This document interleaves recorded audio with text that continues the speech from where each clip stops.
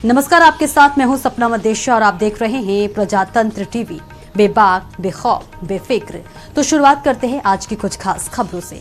Iran की फैजा और मुरादाबाद के यूट्यूबर दिवाकर कुमार दोनों अलग अलग धर्म से होने के बावजूद इंटरनेट के माध्यम से दोस्ती हुई और फिर प्यार हो गया। फैजा अपने पिता को साथ लेकर दिवाकर कुमार से मिलने के लिए 20 दिन के टूरिस्ट वीजा पर भारत आई हैं और दोनों परिवारों की रजामंदी से 2 दिन पूर्व सगाई कर ली। तो वहीं दिवाकर कुमार का कहना है कि कानूनी प्रक्रिया पूरी होते ही वो लोग जल्द ही शादी के बंधन में बंध जाएंगे। मुरादाबाद के आशियाना कॉलोनी निवासी यूट्यूबर दिवाकर कुमार ने बताया कि फैजा से उसकी दोस्ती इंटरनेट के माध्यम से हुई थी और उनके इस रिलेशन को लगभग 3 साल हो चुके हैं और वह फैजा से मिलने के लिए ईरान भी गया था, वहां रहा और उनकी संस्कृति को समझने का प्रयास किया। वहां के लोग बहुत अच्छे हैं। फैजा के परिवार की सहमति से ही वो लोग भारत आए और 2 दिन पहले पूरे रीति रिवाज से सगाई का कार्यक्रम संपन्न हो गया। क्योंकि 2 देशों के बीच का मामला है, इसलिए पूरी कानूनी प्रक्रिया के बाद दोनों शादी कर लेंगे। जी एक्चुअली ऐसे है, अभी पिछले 2 दिन पहले मेरी एंगेजमेंट ही समझिए आप, बेसिकली वो रोका था।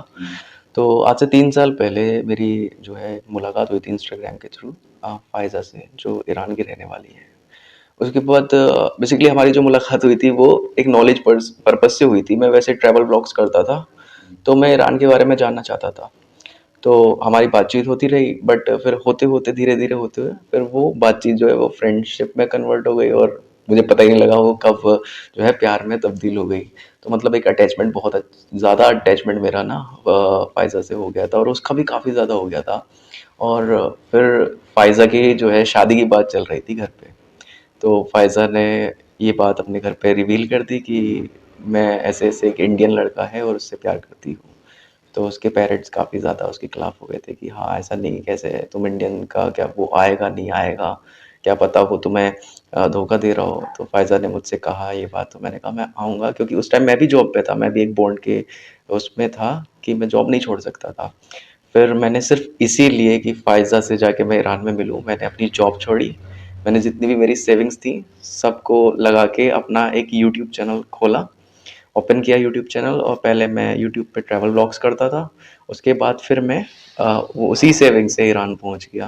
मैं फ़ायज़ा से मिला और फिर उसकी फैमिली से मिला। स्टार्टिंग में तो फैमिली को, मेरे को मतलब जो मैं ईरान का एक परसेप्शन है लोगों के दिमाग में कि वो लोग ऐसे हैं वैसे हैं, बट वो बिल्कुल ही चेंज था। मतलब वो ये समझ लीजिए, जो मेरी बियर्ड है वहाँ पे लोगों की बियर्ड भी नहीं होती। तो जो मेरी बियर्ड थी वो उनको बहुत ऑड लग रही थी कि क्यों इतनी दाढ़ी क्यों बढ़ा रखी है। तो मैंने कहा ठीक है, मैं इसको करा दूंगा। तो ये थोड़ा बहुत ऑब्जेक्शन था एक लुक्स को लेके, और लेकिन उन्होंने बाद में मेरे को एक्सेप्ट कर लिया। मैं वहाँ पे हॉस्टल में रुका और उन्होंने आराम से मेरी, मतलब ईरानियंस जो लोग हैं ना, वो बहुत ही ज़्यादा मानते हैं इंडियंस को, मतलब हद मानते हैं। आप अगर आप कह देंगे ना मैं हिंदुस्तानी हूँ, तो आपके बैक चेक नहीं होते।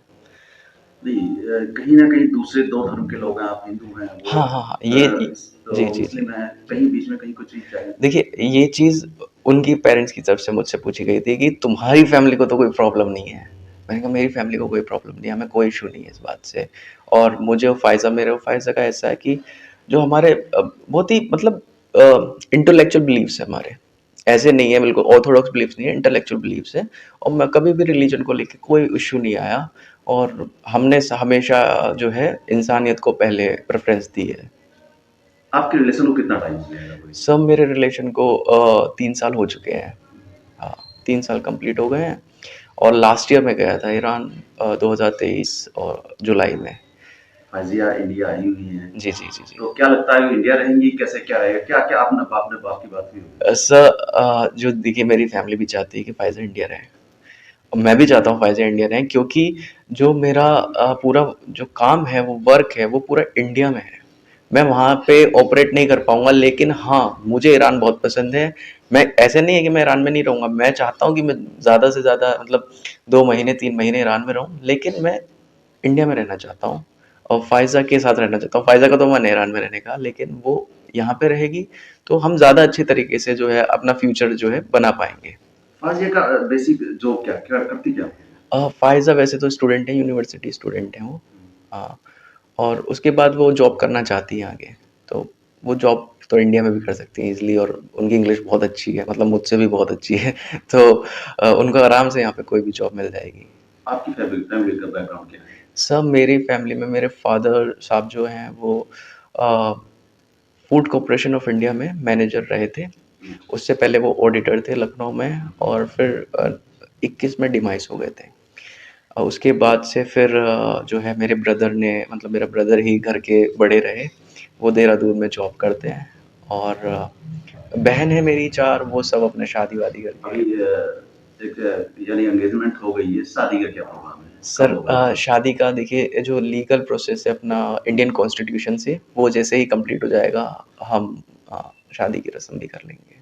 अच्छा, एक चीज़ होती है, अभी प्रिंट्स अखबार में छपा है कि जो साजिया की फैमिली है वो अयोध्या मंदिर जाना चाहती है, ये क्या है कुछ? सर दरअसल अयोध्या वो बहुत बड़ा एक मतलब वर्ल्ड इशू है, नेशनल इशू नहीं है, वर्ल्ड इशू है। और मतलब और उसके बारे में उन लोगों ने बहुत सुना है, वहाँ के न्यूज़ चैनल्स में भी चला है, इवन सब जगह चला है।